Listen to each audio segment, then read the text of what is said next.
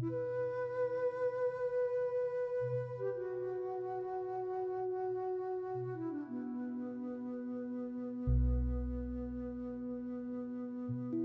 घास। वह छोटा सा लड़का बहुत तेजी से खुरपी चला रहा था। वेदा ने उसे लॉन की सूखी घास छीलने को कहा था।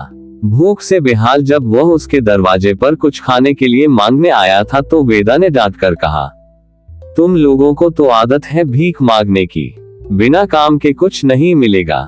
भूख से अंतड़ियां खींची जा रही थी, किंतु कोई चारा नहीं था, अतः वह काम करने को तैयार हो गया। वेदा ने उसे खुरपी ला कर दी।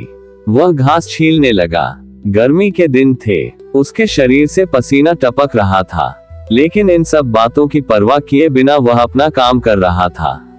पेट की आग ने सारी परेशानियों का एहसास मिटा दिया था। वह तो बस सोच रहा था कि कब काम खत्म हो और उसे मजदूरी मिले और वह कुछ खा सके।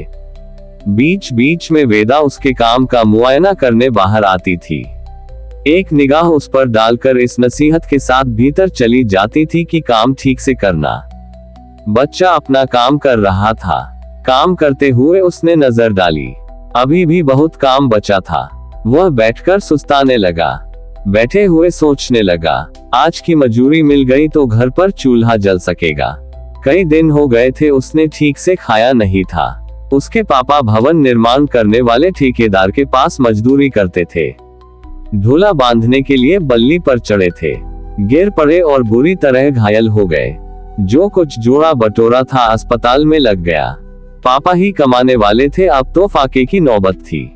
सोचते हुए अचानक उसके मन में आया कि अगर यहाँ कुछ खाने को भी मिल जाए तो कितना अच्छा हो। कल रात का बचा हुआ ही कुछ। वो ये सब सोच रहा था तभी वेदा बाहर आई। साथ में उसका ऊंची नस्ल का कुत्ता भी था। उसने कुत्ते को पुचकारा और हाथ में पकड़े पैकेट से बिस्किट निकाल कर खिलाए। बच्चा ललचाई नजरों से कुत्ते को बिस्किट खाते देख रहा था। तभी वेदा की नजर उस पर पड़ी। उसने घुड़का, बैठे बैठे क्या कर रहे हो, जल्दी काम करो, मैं सारा दिन बैठी नहीं रहूंगी। उसकी डांट सुनकर बच्चा फिर से काम करने लगा।